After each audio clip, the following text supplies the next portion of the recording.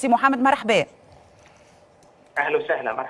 مرحبا بك سي محمد. فتح بحث عدلي بخصوص البطاطا المستورده من تركيا، واللي تبين معناتها في الفحوصات اللي تم اجراءها عليها من طرف السلطات في الدوله التونسيه اثبتت انه البضاعه مصابه بصنفين من البكتيريا. شنو كان تعطينا اكثر تفاصيل في الموضوع هذا يا سي محمد؟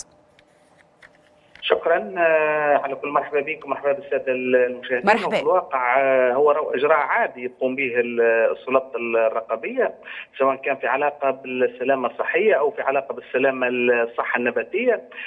هذه اي مورد يجي اي ماده غذائيه تدخل لابد انها تخضع للاجراءات، سواء كان اداريه فنيه تحليليه الى غير ذلك. ووضعيه الحال هي شحنه جايه معناها مورده من طرف الخواص.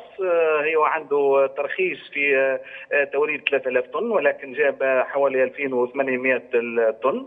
وقت اللي صارت التحاليل اتضح وانه حامله لنوع من الفطريات الحقيقه اللي يضر بالمنتوج ويضر بالتربه. وكذلك احنا عاملا بمبدا الحيطه والحذر، حتى وان كان ما يضرش، ما فماش معناها دراسات علميه تبين انه مضر بصحه الانسان. احنا عملا بمبدا الحيطه والحذر ما نسمحوش بترويجه في السوق. وهك علاش الشحنه هذه ما خرجتش من الميناء، هي في الحالات هذه تم حليا فقط، اما اعدامها على عين المكان يعني اتلافها او اعاده تصديرها. وبالتالي الشحنه هذه ما دخلتش للتراب التونسي، هي ما زالت خارج الحدود تعتبر.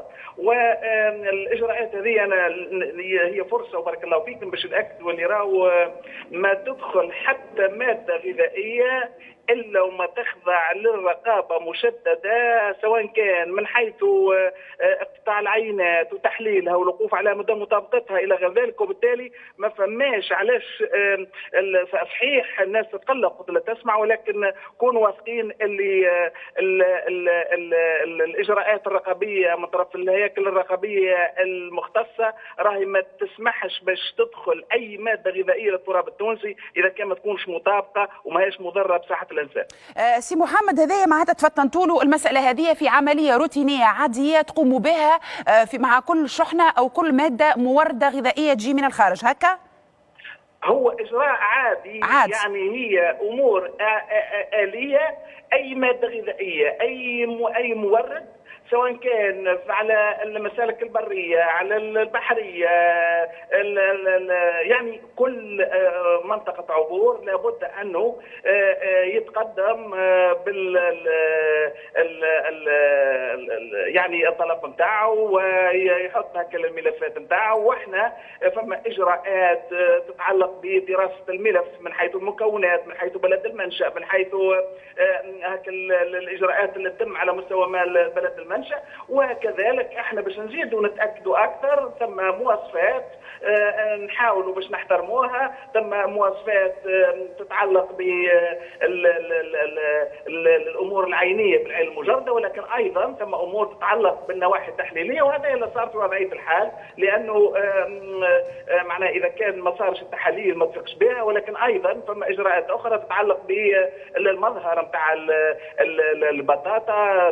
ثم مواصفه كامله معناها نتاع الدستور الغذائي اللي تتعلق ب هالبطاطا، ماده البطاطا شنو هي الحاجات اللي يلزمها تتوفر فيها، من حيث اللي يلزمها تكون خاليه من المواد اللي نتاع التعفن اللي تظهر عليها، المظهر نتاعها يكون صلب وطازج خالي من الاجسام الغريبه، الرائحه نتاعها تكون عاديه. يعني ثم عديد الاجراءات نثبتوا فيها، معناها مش مكونات ولكن معناها امور تظهر بالعين المجرده. هذا من جهه، ومن جهه اخرى ثم عندنا انواع نتاع تحاليل جرثوميه نقوموا بها كسلطات رقابيه، وما نجمش تتعدى ماده غذائيه وهي ملوثه او غير مطابقه للمواصفات من حيث النواحي الفيزيوكيميائيه او من النواحي الجرثوميه. سي محمد، وهذه العمليات هذه الروتينيه تصير على منتوجات زاده في الداخل، الخضروات والغلال في الداخل معناتها المنتجات نتاعنا، مش اللي جاي جايبينها من برا،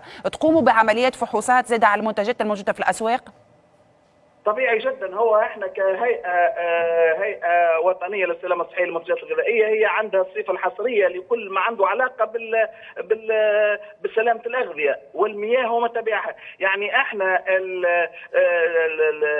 هي السلطه المختصه في علاقه بمراقبه السوق، مراقبه المواد الغذائيه عند التوريد عند التصدير، يعني سواء كان توريد سواء كان تصدير سواء كان ترويج في السوق الداخليه، هي من مشمولات الهيئه. واحنا هذا برنامج عادي، ثم 3 برامج خصوصيه يتم تطبيقها يعني بالتوازي مع بعضها، اللي هي المراقبه الفنيه عند التوريد، المراقبه الفنيه عند التصدير، وكذلك مراقبه السوق من خلال تركيز العمليات الرقابيه، سواء كان على مستوى الانتاج، على مستوى